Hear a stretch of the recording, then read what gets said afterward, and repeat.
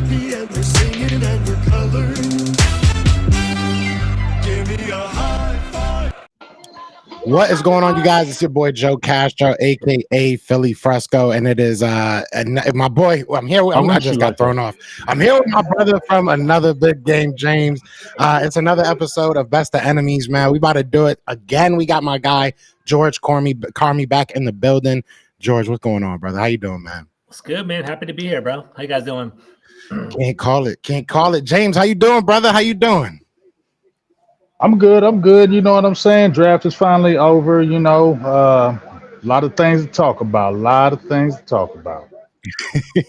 Yeah, well, the Cowboys got to see a lot of the people they wanted go past them, so that felt good for the Eagles. But I want to start.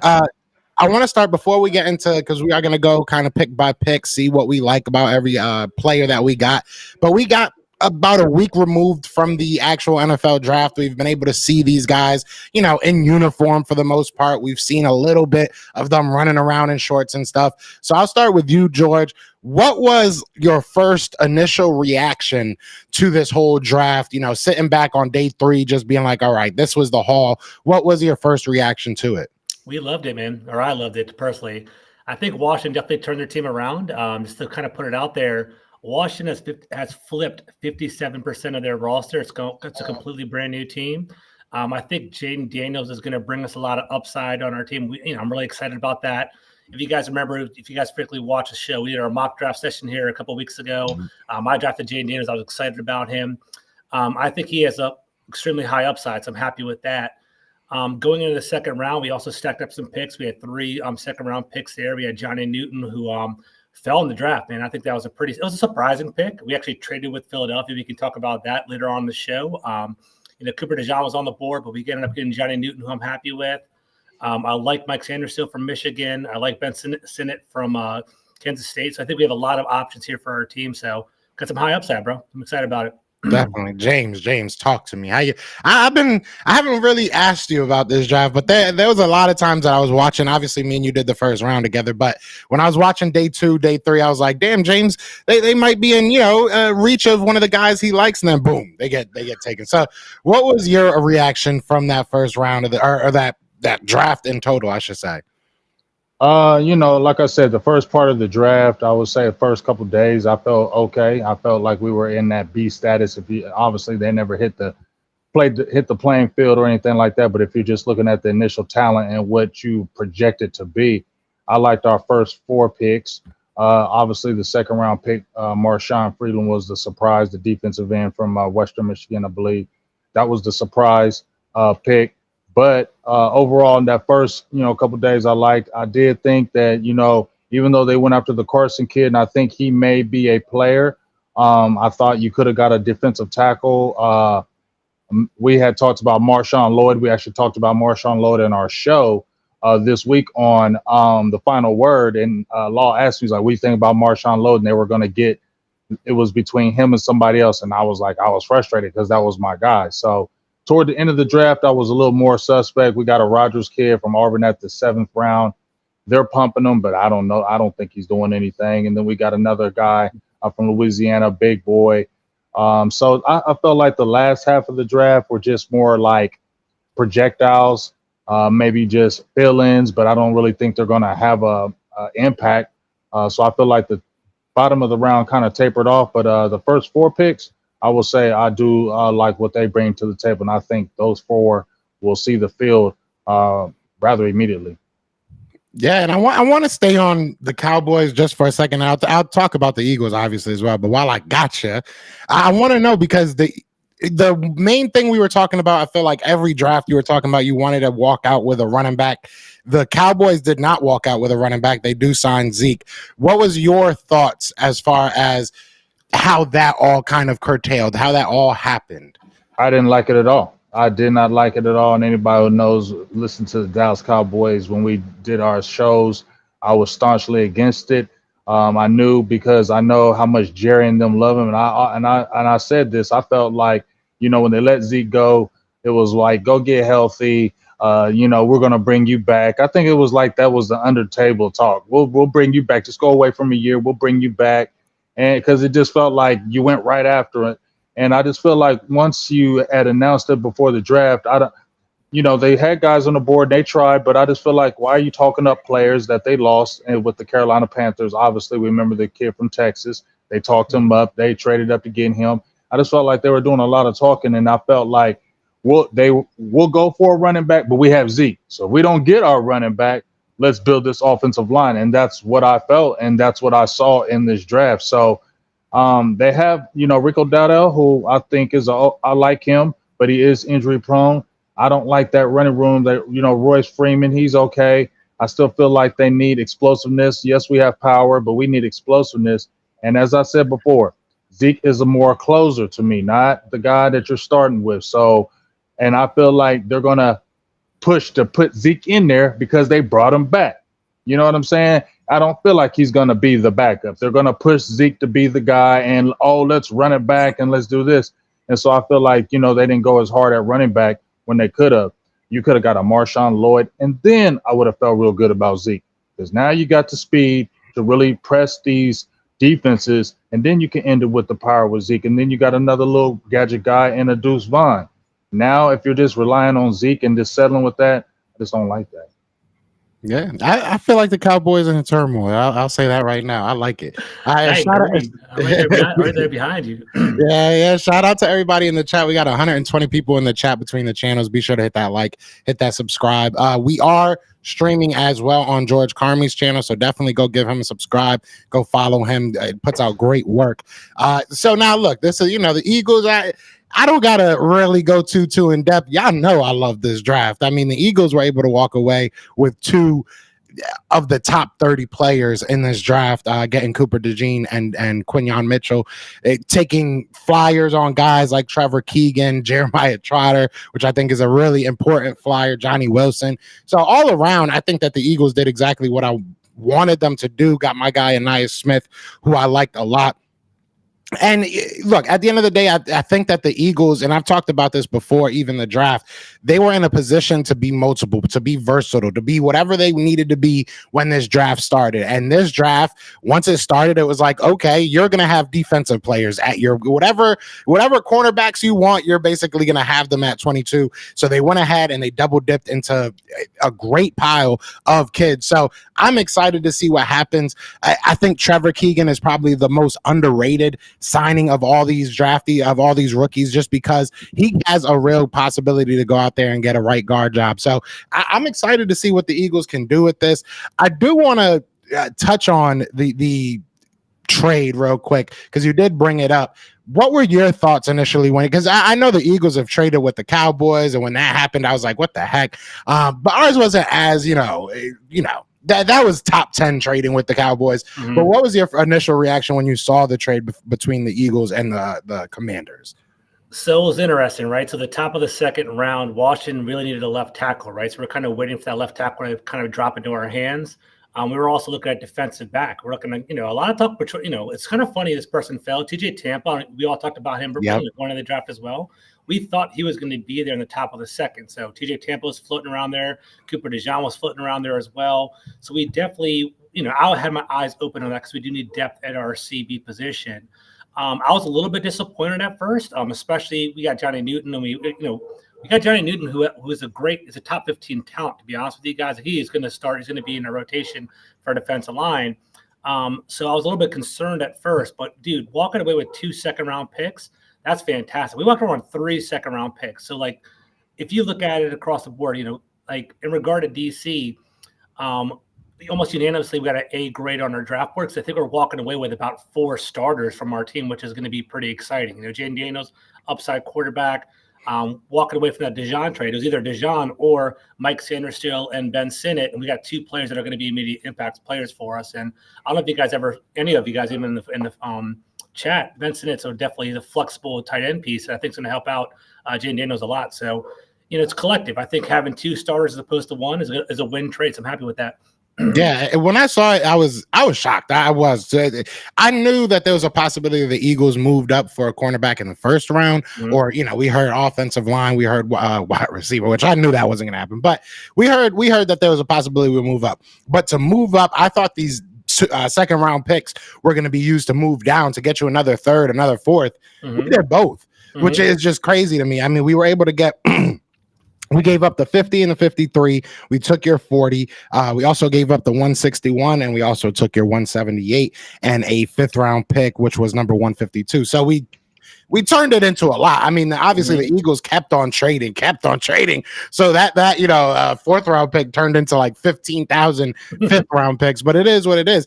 I loved it. I mean, I think that both teams, like you said, you got two guys that you really feel good about that can probably go out there and start for you right away. Ben Sinnott, a lot of people were kind of surprised by him, but I heard a lot of people prior to the draft saying he might be one of the best tight ends in this draft, not named Brock. So I think that it was a really good pick. And then the Eagles, you get your guy DeJean, and you not only get your guy DeJean, you stay in, you get back into the 3rd round. You're able to get a guy like Jalix Hunt, who you have a lot of connection to. They really like this kid. So, and then you also got Will Shipley. So I love it. I mean, it couldn't have went better for the Eagles. I'm happy with this draft. I said that last year. I haven't been this happy with a draft in a long time. Last year wasn't that bad. We just fell apart at the end. I'm saying you was happy about that draft last year. Yeah, you're right, but no, our draft picks were pretty good last year. Good. He wasn't terrible. He just didn't get much playing time. Okay, why? That's what I'm saying. He didn't get much playing time because we had Hassan Reddick, but now Hassan Reddick is gone. You can't play the doppelgangers. You know what I'm saying? He was basically a doppelganger of Hassan Reddick.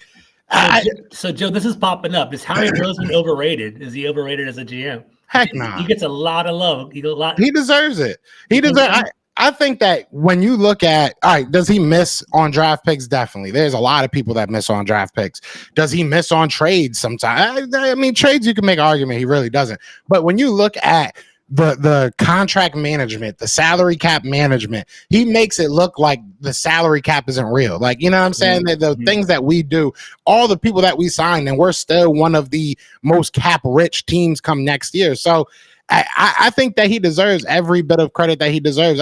Does he maybe deserve some criticism for some things that kind of get swept under the rug because of the good stuff that he does? Yeah, I'll give you that. Definitely, we kind of prop him up sometimes when maybe we shouldn't. But I think that he deserves, especially right now, all the love he's getting. That draft was crazy to turn your 2 second-round picks into another 3rd round pick and a better 2nd round pick, and then turn those 4th round picks into more 4th round picks and 5th round pick. And then you got draft capital for next year. Like, it's just crazy. I mean, I don't see many GMs doing that. So there's good GMs in this league. Don't get me wrong. I'm not blind in saying he's the only good one, but he deserves to be on that tier that he is right now. Do you think he's overrated? Because I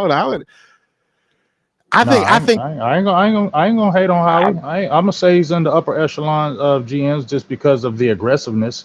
I give him that for the aggressive. He stays aggressive. He's always trying to win.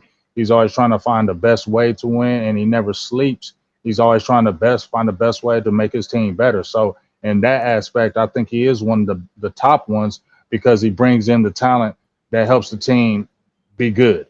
We've seen GMs bring in talent, and the free agents don't work. We've seen GMs basically get fired after bad drafts. So for that aspect, I'm gonna definitely say, he's in the upper echelon of GMs. And going to playoffs and then obviously Super Bowls, he can back that up with it. So I don't have no hate for no Howie Roseman. I may not like your team, but I always got to respect what's going on. Just like with Washington, I said with Washington, I mean, I hate Washington. That's my most hated team. But I have to respect what's going on over there. That defense that they built up looks real good. And it's really going to be shut up. And then it's going to be on Jaden Daniels, though. You feel me? We got to see what he's really going to do. But, Quinn got a really good staff over there. And I said it. They're going to be competitive. And I feel like they're going to split Dallas this year. I really feel that way. It's going to be fun to watch. I can't wait. I'm looking forward to this. So I do want to ask you, George, because we did talk about it prior to the actual draft. You did pick Jaden Daniels, if I'm not mistaken, right? You took Jaden Daniels in our mock. So we talked about possibilities, what he might be, what he could be. all of that was all hypothetical, but now it's real. Now it's 100% real. This is your draft class. Talk me through the Jaden Daniels pick. Talk me through what you are looking for him realistically, from him, I should say, realistically in year one. Yeah, so I love it. So I think, we talked about it before. We're kind of waffling between Drake May and Jaden Daniels. Like real talk, I think between the three of us, I think Jaden Daniels strikes the most fear in the defense, right?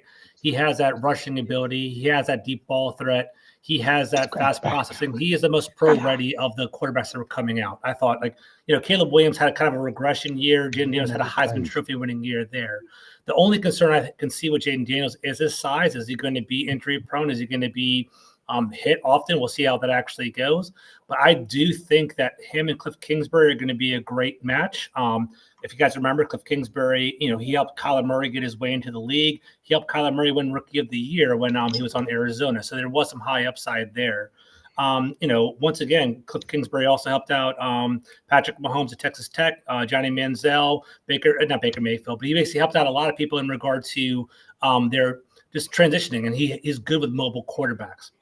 So I think Jaden Daniels does have that upside there. I think what we're going to see in DC is they're going to rely on a lot of RPOs. They're going to rely on more of a spread offense. They're not going to put so much pressure on Jaden. I think they're going to rely on our defense. I think, James can talk to that. I think with Dan Quinn, with kind of Joe Witt, they're going to build it up where it doesn't have to necessarily rely on him there. So I'm pumped about that. And the rest of the draft class, man, it's looking great. So Johnny Newton, as we talked about before, I thought he was a top 15 pick. Honestly, go back. I'm not even hyping it up because I'm a DC guy. Go look at any mock drafting of Jeremiah, Bucky Brooks. Johnny Newton was a top 15 pick, but he fell because he had a Liz Frank in his foot, but he played through it. And it's ideal for us because Jonathan Allen and Deron Payne are already strong defensive tackles, but Jonathan Allen's 29 now. Johnny Newton's a rookie. They can rotate with each other. It's going to help out with the balance in regard to just getting reps. I'll go a little bit further and I can kind of pause, but Mike Sanders still, I love him. He's underrated. A lot of people say he's arguably the best nickel cornerback in the draft. He's 5'9", he's a little bit small, but he plays above that. He was the captain of Michigan's defense. He stuck through with Michigan when they were 2-4, or they had a really bad losing record in the COVID year, but he stuck through them. And a lot of people transferred, but Mike Sanders still stayed there. And he's a legit, man. I think he's going to be a great piece for our defense. Ben Sinnott's a H-back. He's going to be more of like a fullback / tight end. He's got some great speed after the catch. He's a truck. And then the last, all the other ones are kind of high upside picks. Brendan Coleman was a guard, could potentially be a tackle. Luke McCaffrey got that, McCaffrey bloodline. He's going to be more of a slot guy for us.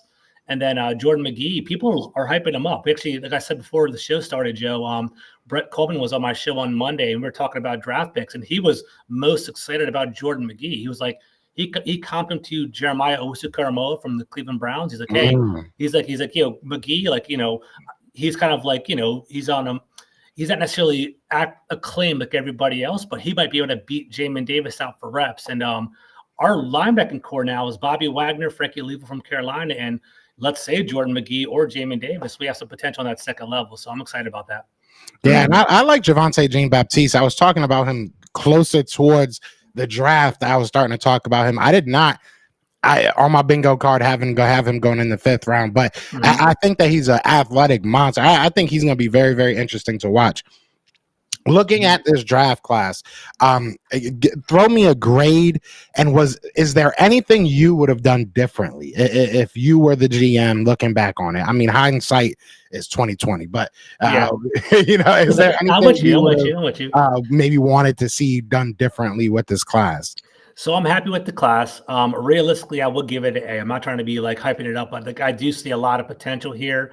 The Johnny Newton pick kind of raised the eyebrows a little bit because we're like, hey, why do you get a defensive tackle in the 2nd round where you need a cornerback, where you need potentially another wide receiver, or where you need a left tackle?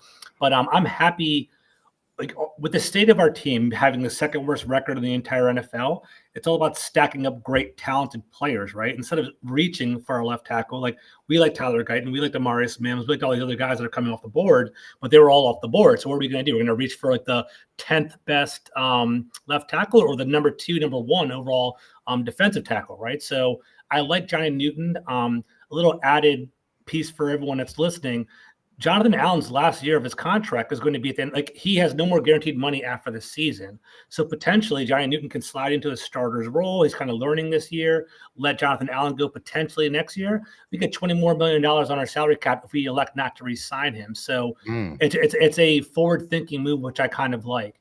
The other questionable move was getting Luke McCaffrey in the third round at pick 100.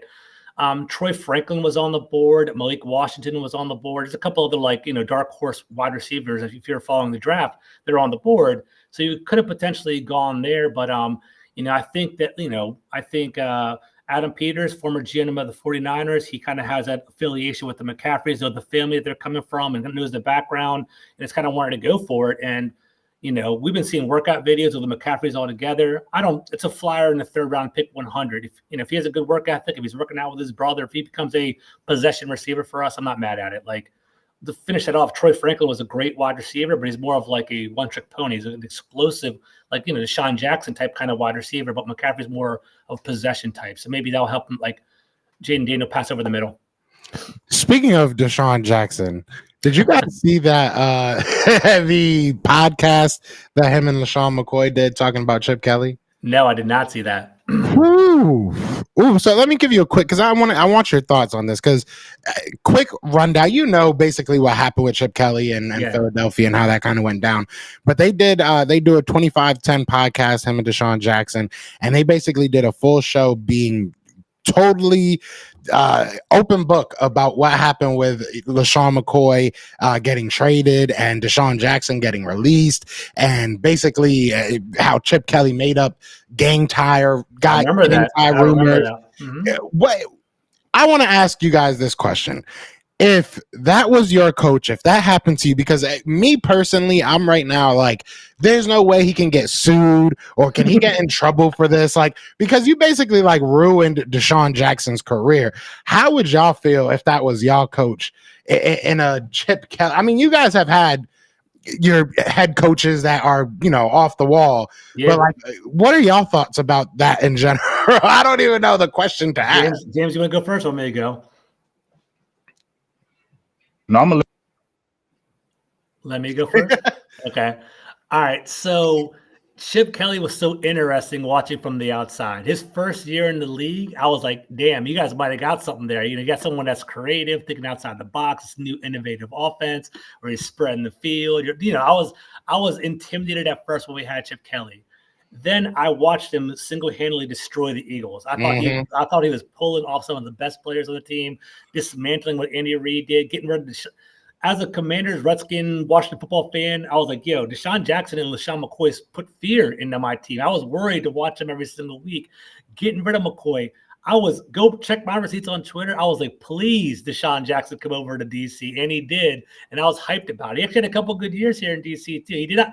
He said he ruined his career. I thought he actually did pretty solid over here in DC for a couple of years. So I was happy with him. And no, for real. And, so for one, I thought Chip Kelly, he broke you all down. But the best part about y'all is you recover pretty quickly and you got to turn your team around.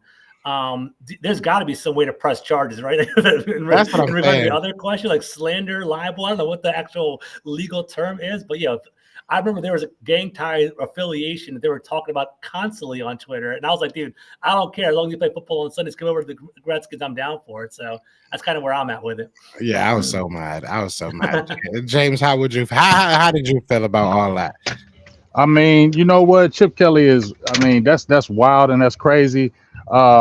Just like what George was saying in the very beginning of it, that offense had me nervous, dog. Like when y'all had McCoy, Jackson, it was high speed. I was like, man, this is gonna be a problem for a while, dog. Like I didn't want to play y'all because I was like, they're gonna run. You know how our defense always has problem with those type of offenses, those type of speed offenses, those type of running backs, and when you're running it like that. But then when I saw him doing what he was doing, I was like, okay, yes, please keep him. Don't get rid of Chip Kelly. Keep him so he can just destroy this whole team.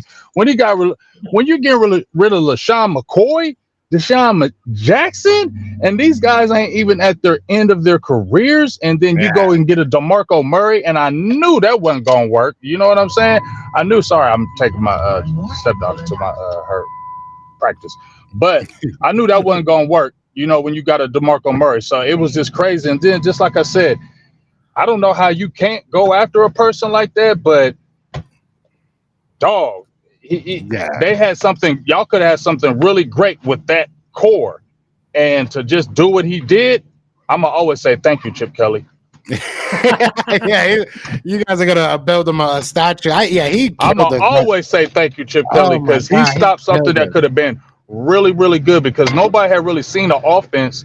Like I remember when they had the run and shoot back in the day, and everybody was like, man, what the hell is this? They can't stop this. And that's what I felt about that Philadelphia offense, how high speed it was, and how especially Sean McCoy, it just seemed like he was really benefiting from that offense, and he was just becoming a crazy running back. And I was like, I don't want to deal with that. And then to see what he did, hey, like I said, I'm forever grateful for Chip Kelly. Ripped us apart. Yeah, and apparently there was a cornerback that wasn't, he wasn't a starter or anything, but Rock Carmichael, he had like nappy hair, some kids use it as like a style, like that's some kid's style, but he had like nappy hair, and Chip Kelly asked him to cut his hair so he would look more presentable. Jesus. Wow. Yeah, there was a lot. I definitely implore you guys to go watch that. If you didn't watch the episode, it's about an hour, but it is insane. I mean, it's a lot of the stuff that it's like not really a surprise, but it's just like, wow. It's just like, I can't believe this man got away with this. But anyways, let's get back to the draft. I just wanted to take that quick tangent.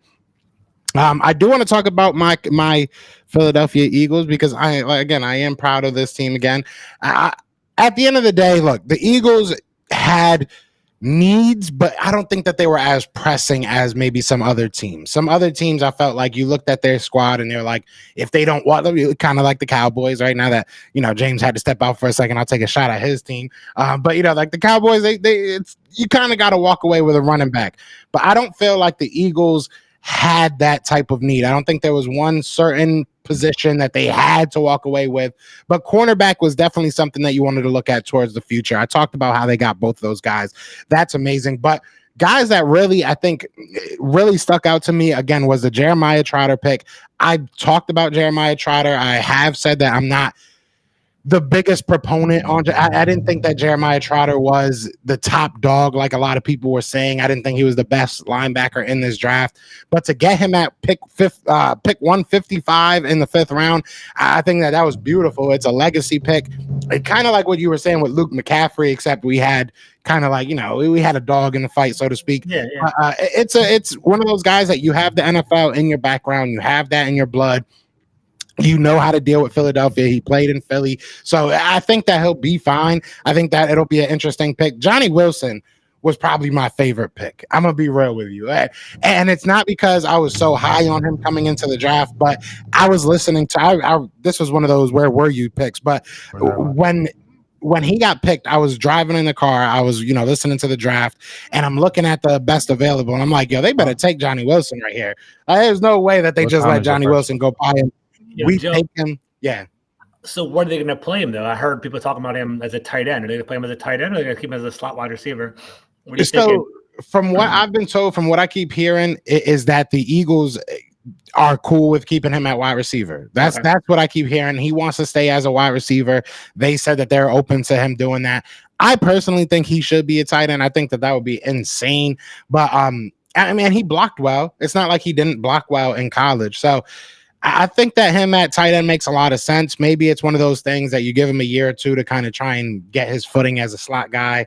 And then, if it doesn't work out, you say, hey, you want to kind of keep your career going, maybe transition to tight end. But either way, I think you have a weapon. I mean, even if you say, all right, you're a wide receiver that sometime goes in line, you know what I'm saying? I don't think that we're afraid to do that. So I think he's a very, very interesting player. And especially when you have Anaya Smith that you picked right before, they're like literal opposites. You know what I'm saying? So I think that they can.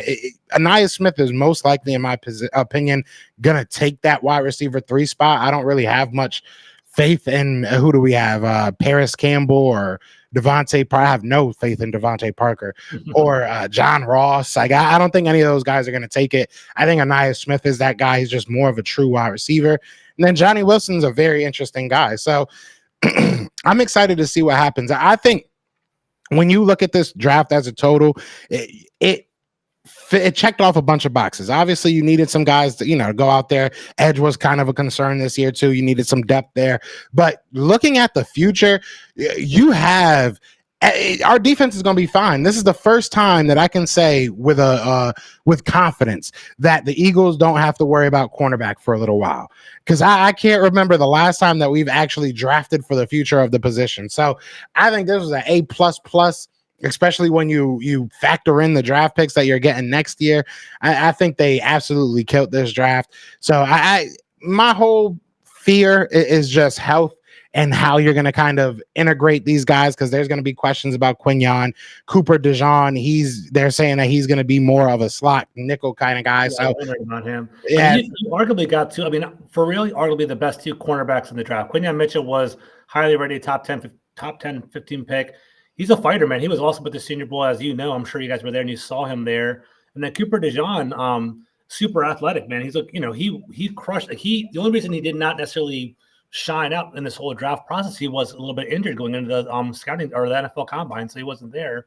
But sorry to interrupt you though. Is he going to be a slot safety? What's his thoughts on DeJean? Yeah, DeJean. I don't even know how to say his name. It's either DeJean. I don't know. At the end of the day, he's Cooper. No. That's what the reports are right now, is that they're going to be trying him at the nickel corner position. Okay, and then kind of moving on from there. But I personally think that it's just going to come down to training camp. Who looks better? If Quinyon looks better, Quinyon will be your quarterback too. If Cooper looks better, he'll be your cornerback too. And then the other guy will just kind of fall in wherever they fall in. I think that Cooper is probably better suited to have a more versatile role than a Quinyon Mitchell is. I think that Quinyon, it makes sense to keep him on the outside, where Cooper, you can play him at safety, and I would feel confident with him, to be honest. Yeah. So, you feel confident with a rookie? You talking about feeling confident about a rookie, dog? Come on now, you gotta let him see. I feel confident. Yeah, you got if you're playing him with the guys, he's still rookie. You got to see how he looks in mini camp and preseason. You feel me? Because, you're going on trajections. You know what I'm saying? And safety ain't no easy position to come in and play neither. No, definitely. I definitely agree. But my thing is, you already have guys that have been there for a while. You got guys like Reed Blankenship. You have Chauncey Gardner-Johnson that know the defense, right? And they know what, they're going to be asked to do. So if they think that he's ready, I think that that's obviously the barometer. If they think that he's ready, I think that he's ready. So I'm not nervous about any of these guys if they have to go in and start. Like literally up until probably, I'll say like Johnny Wilson, like Trevor Keegan, I think has a good shot of starting. I think Jeremiah Trotter has a good shot of starting. Will Shipley probably not, but he'll see some time. So I mean, I feel comfortable with all these guys. It's just like you said, I have to see what they do at training camp and see how they look when they put the pads on. But hey, I feel good. I say A++. There's not much I would have done differently. I would have probably gotten Edger and Cooper. That's probably the only thing I would have done differently. I really wanted Edger and Cooper, and he was there, but you took Cooper DeJean, so it's like I can't really complain too much. It is what it is. But shout out to everybody in the chat. We got 272 people in the chat, so be sure to hit that like, hit that subscribe wherever you are. Now, I don't know how y'all been waiting for this, but I've been waiting for James to explain this draft to me. So I'm excited to hear this one. I'm gonna sit back, drink a little bit of my tea. We saw a lot of these guys. One thing I will say that is cool, you had the best undrafted free agency probably in the show's history. No. You Oh, did. Yeah. You already know why. So you can get it if you want, but yeah, you had an amazing undrafted free agency. But yeah, talk to me about your draft and how you're feeling. We got to see a lot of these guys up close and personal, which is cool. Right. Well, first of all, I looked at both of y'all's drafts and I was like, hey man, y'all had some good drafts. I liked your picks. I will say this. I hope Newton does something over there, because I would love to take some Jonathan Allen away from y'all next year. Come on over here and play with us, dog, because I love Jonathan Allen. Ever since he had that rant, he been one of my favorite players. You know what I'm saying? So I was like, that dude, he cares. So I would love to have Jonathan Allen. And plus, when y'all got Newton, you know what I mean? Go ahead and get rid of John Ridgeway. Let him cut him, let him come on back to Dallas, dog, because we need some Ridgeway. We need defensive tackle help. We like him in DC. Yeah. Y'all got that crowded room. Lose somebody. If y'all lose somebody, we'll take them. But if we talking about our draft, you was there. Joe, when we picked our first pick in Tyler Guyton, I think what happened for Dallas was good for the fact of they did the trade back and they netted the 3rd round pick, which gained the pick back from losing the 4th round pick that you traded for Trey Lance for. So that was the good thing. They almost, in my opinion, had to do that. A couple people came off the board that they thought they were going to get. Troy Fontenot, I think he probably would have went to them if he was available. And then you had Jordan Morgan, who I interviewed, and I liked him. And then you also had somebody else went that they wanted. The Graham Newton. He went over to the Bucks. So you had 3 guys that the Cowboys I know had really targeted to be on their team. So when they did that, I like how, like I said, they came back with the trade back. Once they came with that trade back and they got Guyton, if you look at the pick where they got Guyton at, it doesn't bother me as much. I do feel like Guyton is very green right now. But from what I heard was the reason why he was on the right side because his quarterback played on the left side. And because he played on the left he was a left-hand quarterback. That's why he mostly played on the right. But, when they brought him in, he said, I'm all about I can play on the left. I don't care. It's not going to be a hard transition for me. So I think I love that. And also, when you look at his size, I mean, the dude is 6'8", 332 pounds. He has all the elite measurables that you want in a tackle position, especially the left tackle position, has all the elite traits. Just like I said, you just don't have a lot of experience because he came in as a defensive tackle. He was a tight end. So you're real green at the offensive tackle. But I think if you continue to get good coaching in the Cowboys, if you looked at our history, we have a very good history of drafting offensive linemen. If you look at Tyron Smith, you had Travis Frederick, Zach Martin, and so on and so on. We've had so many good offensive linemen that we picked in the draft. So that gets me excited that, eventually that'll be something that'll be happening later on down the line. So I like that pick in Tyler Guyton for the future. I think it's going to be a now and a future. I think he's going to have some struggles this first year, but I do think that maybe toward the middle of the year, toward the end of the year, you'll really start seeing why they drafted him. And I think he can be a bookend for the team. So I'm not mad at that pick at all. And then on the 2nd round pick, that was a surprise pick, obviously, at the defensive end, and Marshawn Freeland from Western Michigan. I hadn't really known too much about him, but your boy Smitty was on the show. Remember, Joe, when your boy Smitty was on the show, and he mentioned him. He was like, y'all be playing. He nice. So after he said that, Joe, I went to getting in the books about him. I went to get to looking and studying. I'm like, yeah, he is pretty sweet. You know what I mean? So that when I heard them pick him, I wasn't like, oh, hell no. You know what I mean? It was more like, okay, I've heard about this kid. And then when I heard about I had interviewed a guy named Mike Fisher. He knows a lot of Cowboys news, and he said there was a lot of changes getting ready to come up. And DeMarcus Lawrence being on the last year of his deal, now you can potentially look for a replacement. And this guy right here, he can put his hand in the dirt. He can stand up. He plays with his hair on fire. He has a good mirror where he can mirror the players. He can gear down. So he has a lot of good traits. And the thing is, like I said, he's relentless. So I like it for a future and a now because that could be he could be in the rotation now and he could be your starter next year. And then I think go ahead. I was gonna say, James, I did some research on Marshawn Nealon before the draft too, because Washington was looking at edge.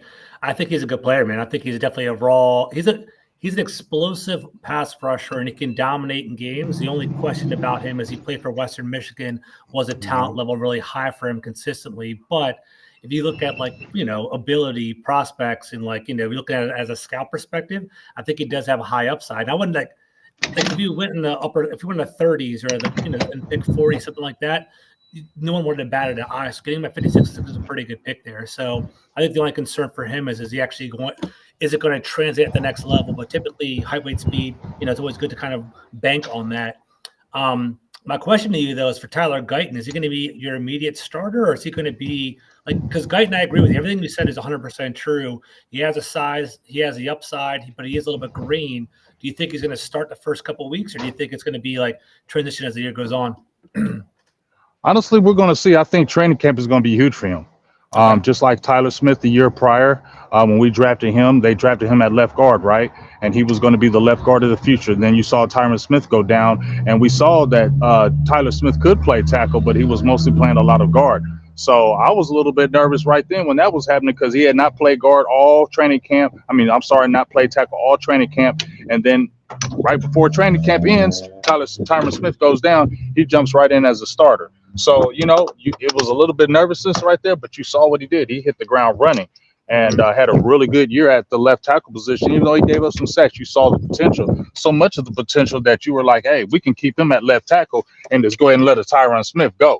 That's how good he showed, in my opinion, in that first year. So I feel like coming out of this year, I think, like I said, training camp is going to be the huge thing for him. How does he look in training camp? Does he look like a guy that can hit the ground running?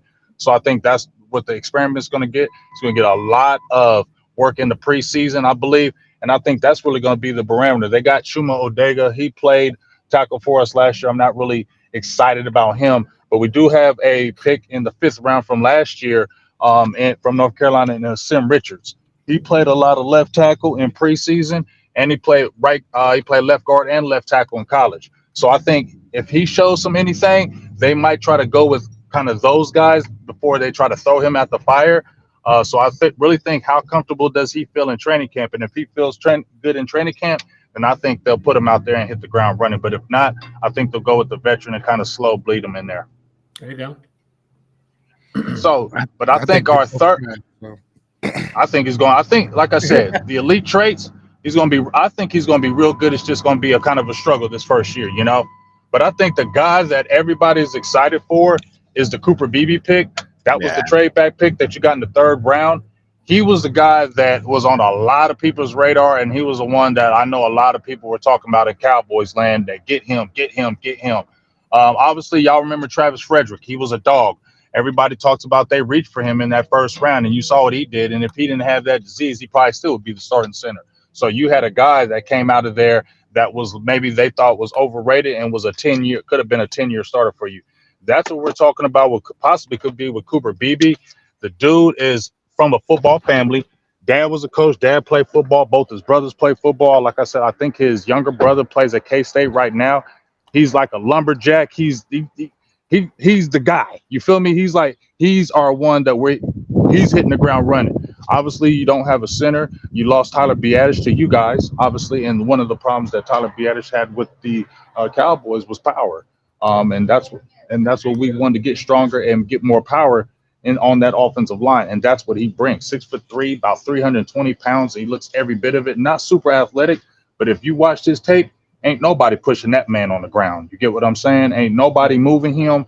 Ain't nobody pushing him back into the pile, pushing him back into your quarterback. You got a staunch guy you can run your running backs in between the tackles and the guard and your center. That's what we need. We need. One of the biggest problems with the Dallas Cowboys offensive line was we had a good offensive line, but when we needed that 1 or 2 yards, we could never get it. And it was because we weren't a physical offensive line. And when you picked up Guyton and when you picked up Cooper Beebe, I think that's where you brought the physicality back. And I think that's what the Cowboys wanted, especially if you brought Ezekiel Elliott back. And especially if you look back at the running back room, it's all power. So might as well have a power offensive line. So that makes sense right there. And then when you talk about your other pick, which was in the 3rd round, which was Maris Leafield. If I said it correctly, if I said it wrong, please forgive me, dog. But we have been talking about Maris, me and you, Joe, all Senior Bowl. And my girl, Stargazer, shout out to her. She's the one that kind of told me about him. And I said, I'm definitely going to look at him. And he was one of my guys. Once I watched him intently at the Senior Bowl, he was one of my guys I wanted to draft. Okay. So I thought maybe they reached a little bit in that 3rd round. But I feel like they probably had to get him now because that 4th round, we didn't have a pick. And I felt like he probably would have been gone if they were picking by the 5th round. So I see why they did it. Obviously, the linebacker room, which was terrible last year with us, is a lot better this year. You got Damian Wilson, Demarion Overshown is coming back. You still got Damone Clark. You picked up Aaron Kendricks. So now the linebacker room looks a lot better. And then you bring in Maris, who is a guy who plays with his hair on fire as well. Super aggressive, maybe over aggressive at times, but I'll take that. And I like the linebacker room, and I think he could be a guy that you definitely play on special teams right now. And then you sprinkle him in and then see how he learns. But I think pinning him with Kendricks is a great person to be a mentor from or a mentor to with Kendricks. And I think that's a good pick right there. And then after that, this is where, when y'all said, where would y'all kind of change things? When they went after Maris, I believe on that pick, that's when Trey Benson and Marshawn Lloyd were still available in that 3rd round. That's where I felt like they could have did and got a Trey Benson, but obviously it may not have been that high on their board. But that's where I felt like you could have got the running back, and you still could have got a linebacker. Jalen Ford was available when you picked Carson at that pick from Texas. He was a linebacker that was picked right after that. So you could have got a linebacker. You know what I'm saying? It could have happened, and you could have had your running back and still kept an Ezekiel Elliott. You could have really did it. So that was my frustrating part when you went and picked Carson in that 5th round. Also, when you picked Carson and they went for Ryan Flournoy, the receivers from small school, Southeast Missouri State, I believe, you could have got a defensive tackle right there. There was a kid from Northern Illinois, I believe. I can't remember his name, but he was really good. My guy that I was talking about from Mississippi State, Cremedy, was available, Joe. And there was another defensive tackle, Wingo, from LSU. All those guys could have been had at the defensive tackle position, but you went and got the Flournoy kid and the Carson kid. So that's where I was kind of like, I didn't like that because I don't know what Flournoy does for the team. Obviously, he may have a chance because our receiver room, if CeeDee Lamb goes down, is bad, right? So he's got 4.4 speed, had a 39-inch vertical, had 11 broad jump. So the athletic traits are there, but just like George said, you went to a small school, though, bro. We don't know what you can really do for the team. Nathan Thomas, that's a project. That's why I can't really talk about him. I ain't really seen too much about him, but that's a project, and I don't even think he sees the field. And then Justin Rogers, who they're pumping up as this 7th-round draft pick, I ain't pumping up nothing about that dude. He's average. He just like all these other big defensive tackles that they draft that don't do nothing. And I just think they don't know how to draft defensive tackles, period. So first part of the draft, go ahead. What I'm catching from you is running back and defensive tackle. You're still worried about that going into the season? Shoot, receiver too, if we're really talking about it, because the CeeDee Lamb go down, we in trouble. You know what I mean? So all that in general, the receiver position, I think you still need speed because you don't really have it. Flournoy, like I said, played in a small school. I can't get hyped on that. I can't get excited about that. You haven't played anybody. So where do I think you're going to be in the rotation? Defensive tackle, you got Mozzie, who's had shoulder surgery. He may not even be ready for the start of camp. That's what they're talking about. So you got rid of Jonathan Hankins. You have Carlos. You have the guy from they picked up from New York, Carl Long. What has he done? And then you got somebody else who we don't even know about. So that defensive tackle room is small again, and it don't matter if you got linebackers if you don't got no defensive tackles. So that's the frustrating part. You're talking about stopping the run, but you don't have anybody in there in that defensive tackle room that can stop the run. Obviously, we got the June 1st cuts coming. We know that's going to happen. People are going to get cut from training camp, and that's what they're going to kind of wait for. But honestly, I don't see anybody significant that's really going to come in and really help this team like that. And then, like I said, I think we need more explosiveness at the running back position. I don't want Ezekiel Elliott be the bell cow. I hope they don't have that thought in mind in doing that. And I just feel like they need more explosiveness on that running back position. So in those places, I feel like they're lacking, but they definitely build up the trenches on the offensive line. And, they always want to do that. Yeah, the Cooper pick, I feel like maybe I'm reaching here, but I feel like if y'all would have switched Cooper and Tyler Guyton, Cowboys fans would have been elated. They would have been like, oh my God, we got the best. Because I feel like Cooper is probably more of a finished product, in my opinion, than Tyler Guyton is. But good players. I mean, the first 4 players I really like. I really like Kalen Carson. Maurice, yeah, you could say he's a little bit of a reach, but the way that the board fell, it is what it is. Marshawn Nealon, yeah, we talked about the Eagles, I think, had a top 30 visit with him, if I'm not mistaken. So we definitely had interest in him. But yeah, overall, I give the Cowboys like a B. I would say like a B. I think a B is fair. What would you grade your I gave him C+. You feel me? So I'm nicer than you. Yes. Yeah. So a lot of people gave, because they're looking at those top halves. I heard a lot of draft publications that liked our picks at the end. To me, they remain to be seen, and do they get on the field? So I gave it a high C+ just for the back half of the draft. And I was at the B+ range in the first 4 picks, but I felt like they dropped a little bit in those last 4. So that's why I went with the C+. Word. Shout out to everybody in the chat, man. We got over 300 people in the chat, have for about like 20-30 minutes right now. So I appreciate all y'all. Be sure to hit that like, hit that subscribe. We got my guy George Carmi on the show. If you do not already, be sure to go over there and follow, man. He's streaming the show as well. This is our guy. We're gonna have him on way more this season because these are always fun. I want to go over one last team. Apparently, there's one more team in the NFC East. So I want to go over their picks real quick, give some quick thoughts on them, and then I want to ask one last question to round the show out. But we'll look at the Giants. I had no idea that this was a team in our division. Apparently, they play Sundays too. But they had a smaller draft.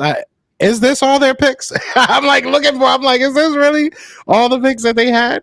But they went ahead, got Malik Neighbors at number 6 when I think a lot of people thought they might be going quarterback. They go wide receiver. They're giving Daniel Jeremiah another chance. So that's honestly where I want to start. How did y'all react when you saw Malik Neighbors going to the Giants? And do you think that was the right pick? I can start off. Malik Neighbors is a great player, man. I love Malik Neighbors. I think he's 1A with Marvin Harrison Jr. Like he's one of the coming out of the draft and coming out of this college football. I think he's probably one of the best run after catch wide receivers in the entire draft class. I love him, but he looks miserable. Like, we're laughing about it. Like, if you look at every single picture that he has, he's like upset, like fake smiling. Like, go on like the Giants Twitter, look at him signing his contract. He is like that, like the get out face where he's like, why am I even here right now? He's not happy to have Daniel Jones be his quarterback. I guess from what I gathered, I'm sure you guys catch us too in the NFC East circles, the owner loves Daniel Jones and thinks that he's worth investing in. I think they keep on reflecting back to 2022 where like he had a pretty good year and he thought last year was kind of injured. So that's why he might bounce back. I don't see it. I think Daniel Jones shouldn't have been paid. I think Daniel Jones is what you're not supposed to do in the NFL. You don't pay a QB price tag for an average player, if that makes any sense, right? They overpaid for him, and they kind of pigeonholed themselves as a result of that. J.J. McCarthy was still available. Michael Penix Jr. was still available. Bo Nix was still available. They could pick any quarterback they wanted there. I was surprised they didn't get McCarthy, to be honest with you. Malik Neighbors is probably the best quarterback on the draft. Best player on the board at the time, so maybe that was a smart decision there. But, I think I'm not scared of Malik Neighbors because of Daniel Jones, if that makes any sense. And then the rest of the draft, this kind of unimpressive to me. Like Tyler Nubin, people gave him a lot of credit. He was supposed to be maybe even safety number 1. So he has some potential there. But I'm not really intimidated by their draft. Theo Johnson is a project. Andrew Phillips, I'm not necessarily too scared of either. I'm impressed by Malik Neighbors, but I think his upside is limited considering the team that he's going to. How you feel about that? About the pick? I'm gonna go with George on that, especially with the Malik Neighbors pick. When they picked him, I know he was mad as hell. Like, man, I ain't even gonna get the ball this year. You know what I'm saying? Like, they got the kid last year. I can't remember his name. That was really fast from Tennessee.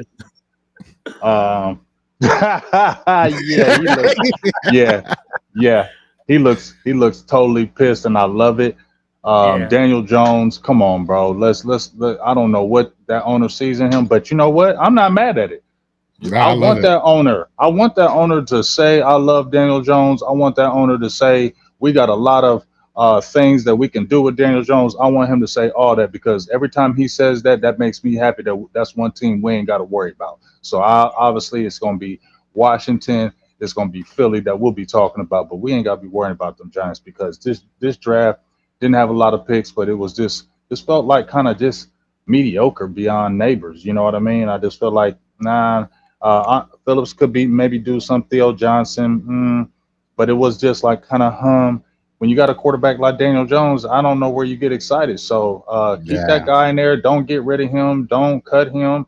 I want them to keep Daniel Jones as long as they can, because as long as they keep him, we ain't never got to talk about the Giants. Facts. Yeah, I will say I like Theo Johnson. You knew that I like Theo Johnson. I believe he was the player of the week at Senior Bowl for his side, if I'm not mistaken. So he's a good player, and I thought that this tight end group in general was kind of getting slept on. I think that there are some good players. Andrew Phillips, the Eagles actually met with him. He has some speed. I can't hate too much on that. Tyler Nubin, like you said, he was. A lot of people thought he was like the safety number one. Mm-hmm. I never really saw. I always kind of had him at like number 3, number 4. I didn't think he was bad by any means, but like I never really put him as that top tier guy. But a lot of people did, so shout out to him. Darius Masau, I think that's a good flyer to take in the 6th round. I don't know much about Tyrone Tracy. I'll be 100% honest. You had so many running backs to pick, and you picked the one guy I don't really know too much about, to be honest. So, yeah, I mean, just to throw a grade out there, I guess I would give them like a solid like C. I think as C, maybe C plus, just because you do have Tyler Nubin there. Maybe that was a great, steal in the 2nd round. I would give them like a C. That's really where I'm at. What would y'all give them as far as grade goes? I'm thinking C minus. And if you look at the actual, like their roster right now, they have no explosive people on offense, man. They have Malik. So they have Malik Neighbors. They have Darius Slayton. They have Wan'Dale Robinson. I guess they drafted Jalen Hyatt a couple of years ago, the guy from Tennessee that James kind of talked about. I don't know. We'll see what happens there. Their tight end's Darren Waller, man. He's talking about retiring. He's dropping the ball. He's divorcing Kelsey Plum. I don't know why he's doing that. We got Devin Singletary at the running back. I mean, come on. They're not looking too impressive. The Giants, man, I mean, whatever. We got to see, I'm not impressed right now. We'll see what happens. But once again, Washington's got to step up the game up too. I'm not going to talk too much trash right now. But, yeah, I mean, I don't know. George was feeling himself a little bit. Like, he had a good offseason. Man, F these guys, right? I feel that. I'm going to say, I'm going to go with C minus. I can't say D plus, because won't do that to him because Malik Neighbors is a good pick. He is. He's a very, very explosive player, and if they figure out a way to get him the ball along with Jalen Hyatt, they do got some explosiveness on that receiving core. It's just who's going to get them the ball. I think that's the biggest question. I think they really should, even though I don't think J.J. McCarthy is going to be all of that in the league, I still think that if he was available, you got a backup plan because let's keep it real. I think Tyrod Taylor is better than Daniel Jones. Facts. And you should have really just kept him right there in the wings. I don't know if he's still in the wings. That's who they need to keep just in case he don't work. You got a real quarterback behind him. So I think if they had a Tyrod Taylor and with that core of receivers, I think it could be a little bit better. Defense, they got Thibodeau. They got a few guys, but they're just nobody that scares you. You know what I mean? They're just. Look at the Giants right now. It's just like, okay, kind of get them out the way early in the game, and then they're pretty much done. So that's just kind of the form with them. Get them out the game, get Daniel Jones out his game early, and then you kind of smooth sailing. Do y'all think Drew Lock's going to start one game this year? Yes. I think everybody's going to start for that quarter. They're going to. I think Drew Lock beat them Eagles. Drew Lock beat them Eagles. He didn't ask that. That wasn't the question. All right. Yeah, he did beat them though. But I think the Giants are. Yeah, I think the Giants are all over the place. Right. I don't know what they're going to do to try and figure it out. Like you said, maybe J.J. McCarthy isn't the answer, but I definitely don't think that Daniel Jones is the answer, and especially how much you're paying him. You got to get out of that contract. Mm-hmm. But the last question I want to ask, shout out to I keep shouting everybody out, but I love everybody here, man. We still got over 300 people in the chat. This is gonna be the last question before we get out of here. So before we do get out of here, be sure to go follow George. Look at his name. You can follow him on Twitter. That's his Twitter handle, and he is streaming this show as well. So definitely go show some love. But the last question I want to ask both of you guys, because this is what it all comes down to. We could sit here and say, oh, they suck, we don't care, but has your team done enough? I'll start because obviously the Eagles went on a historic, dramatically ugly run towards the end of the year, so there was definitely improvements to be done. I think the Eagles have done enough, and the answer is also a question, because it's like, what is enough for the Eagles? What are they trying to do? To me, it's Super Bowl. You are looking at trying to get into the Super Bowl every single year that you have the core of guys that you have. So I think that they added enough players to be prepared for right now and get better right now, but also keep that Super Bowl window open. So between picks and, actual players that we were able to receive this offseason, I think that the Eagles have done enough, and I'm sure everybody on this panel will agree it's not even close to over. There's still, free agents that are going to be out there, cuts that are going to happen. So it's not over, but I do think that the Eagles right now have done enough to feel comfortable moving forward. So we'll start with you, George, since you are the guest. But do you think the Washington Commanders, or whatever their names are going to be next year, do you think they have done enough to finally compete in the NFC East? I think they will compete, man. It's all going to come down to Jaden Daniels. I think, let's take there's two parts of the question, right? Did they build the team well this offseason? They did, right? They got Bobby Wagner. They got Frankie Louvu. They got Jeremy Chin. They got Biadasz as their center. They got Dorrance Armstrong as a defensive end. We're kind of plucking these Cowboys one by one from your team. Yeah, y'all always plucking. Y'all always plucking. we do. So I think our roster has a nice high floor. I think our draft pick's going to do pretty well too. I think Ben Sinnott, that tight end, is going to play a lot. We have Zach Ertz, believe it or not. So we have that veteran presence, but I think Sinnott's going to be more of like a complimentary piece. Going to be playing a lot there. We had Austin Eckler as another running back as well. I mean, they're trying to win now. They're not trying to slowly. I think they're trying to build it while they're moving. I don't know if next year is going to be the year, but I think there is potential. I can see Washington winning, 7, 8, 9, potentially 10 games. It's something along the lines of that, depending on Jaden Daniels' play. And we see it every year. We saw the Texans go from nothing to, making noise in the playoffs, final 8 teams in the NFL. So we'll see how Jaden Daniels does. If he has like a rookie of the year type of deal, that'd be good. Real quick, someone's asking about my channel link. So, my guys, if you want to follow me, it's the Big Doug and Carmi show. Actually, I'm transitioning into a new program, and we'll talk about that when we close the show in a moment. But yeah, so thank you for that, Ms. Ray. I appreciate that. But we'll see, man. Jaden Daniels, we'll see how he plays out. I'm pretty excited about that. And James, how are you feeling about your Cowboys? Have y'all done enough? I don't know. I'm in that middle. Have we done enough? I think they really helped that offensive line. Maybe I feel like the offensive line that wasn't really a detriment last year, but it was so uneven. I think the offensive line, if those rookies and Tyler Guyton and Cooper Beebe really hit the ground running, I think that offensive line becomes a strength. You got Terrence Steele coming back from that torn up knee. I think he gets better because he showed a couple years ago why they gave him that deal. Also, obviously you got Zach Martin, who's your rock.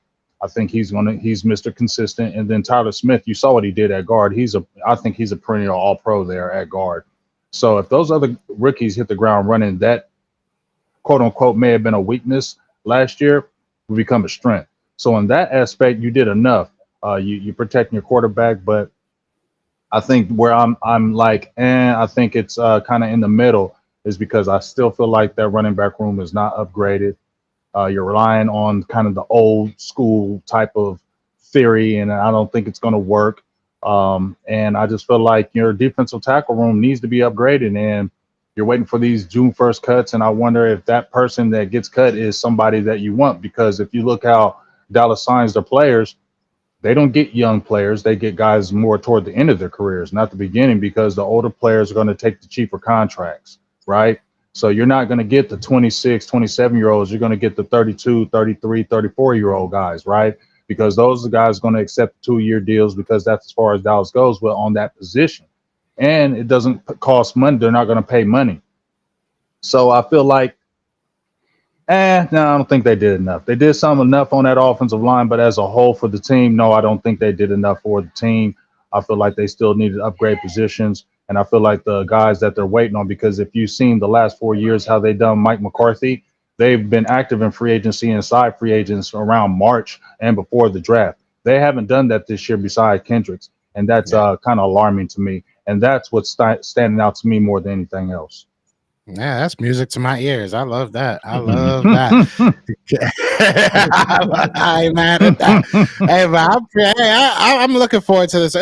We could say all that we want right now. At the end of the day, nothing really matters till it actually, hits the ground, hits the field. Then we'll actually be able to know what's going on. But I think this is going to be a really fun year because we are pretty darn competitive. I mean, Washington really can compete this year, and I'm not just saying that because he's here, but they really can. They can do something this year. So I think it's going to be a lot of fun. we won't be the NFC least this year. It'll probably be, maybe back to the NFC beast. We'll be feeling ourselves.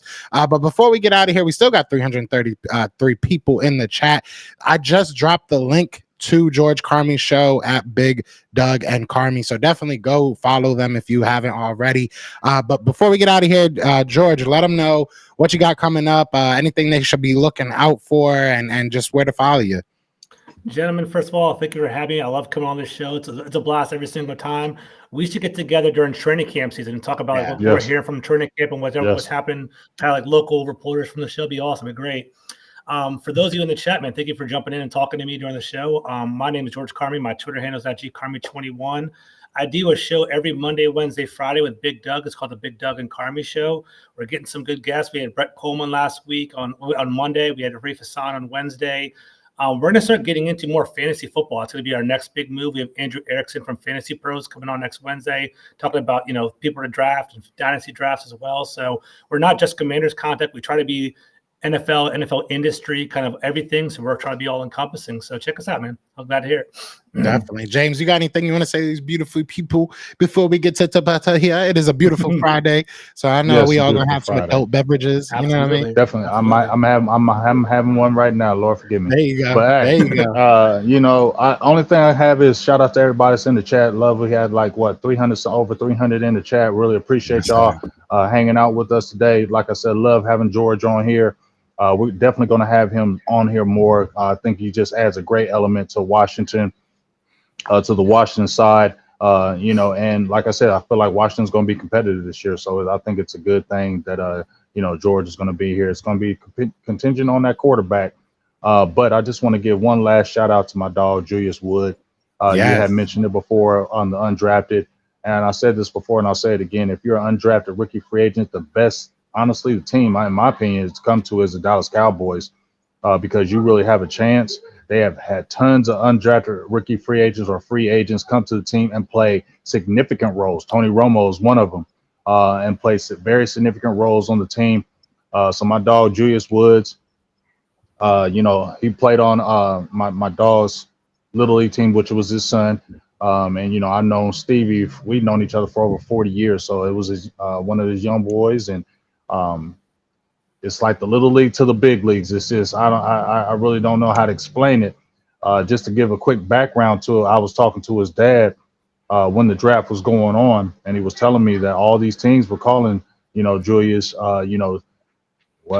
wishing them best luck. And if you don't get drafted, we're gonna pick you up. It was all these calls, coming to him, and he told me that Dallas never reached out to him at no time. They didn't call him, they didn't talk to him, no nothing. He said immediately after the draft was over, Cowboys called him and offered him a contract. So in that, my opinion, I feel like if the Cowboys did that, then they had their eyes on you. They did not want to talk about you. They did not want to say anything about you. They want to keep you on the low because you were one of the players that they really wanted. And I really feel like he honestly has a real chance to make this team. So I'm on cloud nine, bro. That's all I got to say. I'm on cloud nine, dog, because if Julius makes the team, even if he just stashed him away this year, because they did that with Wanye Thomas. He was an undrafted free agent from Georgia Tech. And look, he might possibly be a starter this year. So if they stash him away for 1 year and then let him shine the next year, I'm going to go crazy. Like, it's going to be a whole I ain't going to be drinking the Kool-Aid, but you will see me with that Cowboys jersey with Julius Wood on the back. Hell yeah. Hell yeah. Yeah, I thought that was really, really cool. So congratulations to you, to him, and to the rest of his family. That's always an amazing, amazing feeling, man. I know I would be going crazy. Shout out to my nephews, man. Y'all need to get it together, right? y'all should be NFL players, basketball, something, okay? I need free tickets to somewhere. But at the end of the day, man, we appreciate all y'all. Thank you so much for rocking with us. Still over 300 people in the chat. be sure to show love wherever you are. Go somewhere else, show love there. But yeah, enjoy y'all Friday. Y'all know what it is. I am Joe. That's my dog James. And we brought a friend, George Carmi. And we are all the best of enemies. So peace.